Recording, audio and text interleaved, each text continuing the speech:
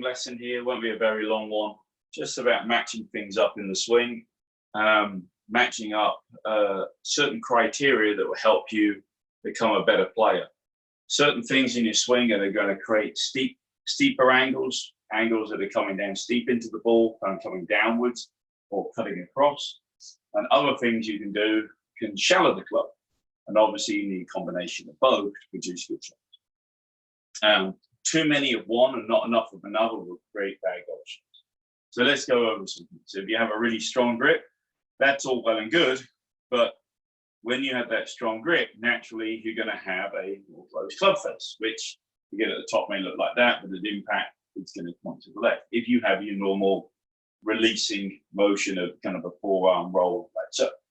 So what do you need to do? Well, first of all, you have to have a different release. You don't have the hand, if you have the hand very strong, looking like this, B's greatly outside the right, pointing underneath to the right of the right shoulder, then you're in problems.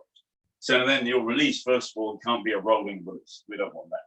So the release is a little bit more of a scooping motion. So it's a little bit more, the face is down like this, matching up the spine angle along the way through here. It needs to be more of a, what feels like a more cupping motion on the way through. And that club face again matches up with my spine. So if that's the case, it's going to be more like a higher pitch, more of a scoop release, because you're coming down, the face is looking down more. Now you're, releasing more up. So those hands or forearms don't roll over; they kind of go underneath. So that would be one matchup. Other matchups will happen. Okay, strong grip. Let's keep going on this theme. Strong grip will need to lead to, again, with a strong grip, invariably you need to match up the grip to the spine angle. Not always, but let's just say on this occasion you do. Well, the trouble again with this is when you get this, big forward leaning shaft, and the next thing you know, you're around the corner. So the shoulder plane is too flat, but then that could cause this over the top motion because it's too flat, and then you feel like you have to get down the ball by doing this. So certain things slightly cause an effect. So if you do have a strong grip, I would advise you to have a spine angle that's going to tilt it back the other way if possible, which I know, so there's a lot of cupping in the left wrist. So I can handle left wrist strong, but the right hand under, I'm not a big fan of, particularly short. But anyway, that left wrist just has more cup angle. And when it does, your spine can still be straight up and down. If this is a strong grip, but hands forward, you're screwed. So pull this handle back, so there's a cup in that left wrist. And then on the way down, you can then bow it down, or like I said, have that other release. But definitely you need that left wrist cup to get your spine more straight up and down.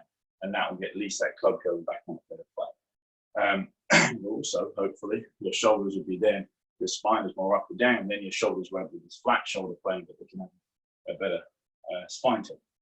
Okay. Other things, yes. If you have a forward leaning shaft, it's going to come around. Then from there, you may be susceptible to coming up. That exposes the hosel of the ball, and boom, next thing you know, head shanks or big swinging draws. So you've got to watch for that grip. Again, correct it by, I'm not saying changing the grip, just put a cup in that left wrist, and all of a sudden now that club's working out in front of you. That's what you'd like to see. Other things can we do? Well, what if we go the other direction? We have a weaker grip. Let's say you have a weaker grip. Then at that point, then you need the rolling pattern. You need to feel like you can square that club face up because you're more toe up. You need that forearm rotation on the whip a lot more. That would be an obvious one. And that should definitely help. Other things, again, know your own tendencies of what you do. Maybe body type. You can't, certain things you can and can't do with your body. Maybe you're restricted in certain areas and things can't, things don't work as well as you'd like them to. Maybe your tendency is to come up to the golf ball this way a little bit. Good players have done that in the past. Hunt the ball. Then at that point, you just do the best you can to kind of but not let your chest go up as much. Now, of course, if your hips are going forward, it's hard not to. But then, from here, that's the best. You've got to time it.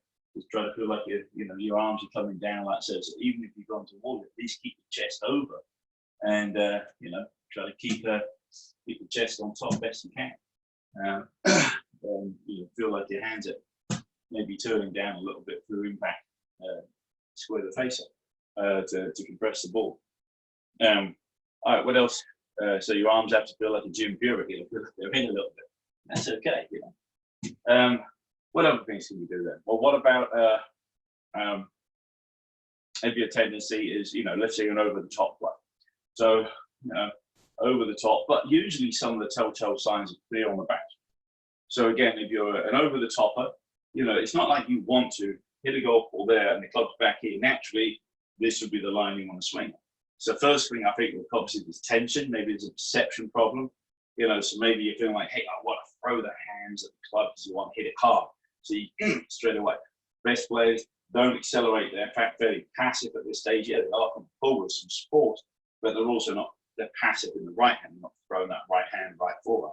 But again, if it's concertina behind you or stuff jammed in like this, of course it's going to want to go out. And so that's the casting motion that creates this over the top motion. Other things are sway. Swaying your hips this way, maybe you've not got deep enough, your hips that go that way instead of deep. So as a result, feeling like you have to, you hike that right hip on the way back. Like so, hip at it. Try to get out that hit-hack syndrome if you can. And so a lot of it's lower body related on the back swing, the hips out of the wrong position, then the spine's in the wrong position, the arms in the wrong position. Next thing you know, these knock-on effects. The trouble is we can identify the cause, let's say it is a sway, but then you've got all these knock-on effects after that. And that's where it's hard because you're like, okay, you're doing a better job with your hip. Doesn't mean you're going to make better shots straight away. You have to have okay, now the hip's better. Let's get the spine in a better position. Let's get the arms in a better position. And it just takes a little bit of time.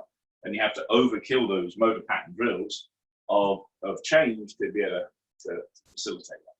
So anyway, that's just some things there. But let's say you are over the top. Yes, what do you want from there? Obviously, you want the arms to lower.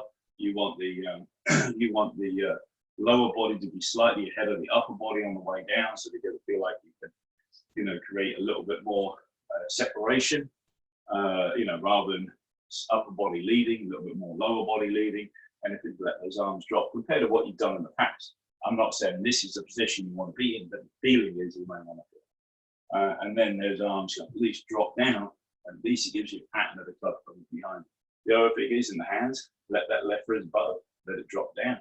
So then you can shallow it out from there, You want to drop that handle onto that plane line as quick as you can. So there's an original plane line, drop that handle onto that line, and then figure out how to hit it off. All right, well, that may well do us for the day. Hope you enjoyed the video. See you later.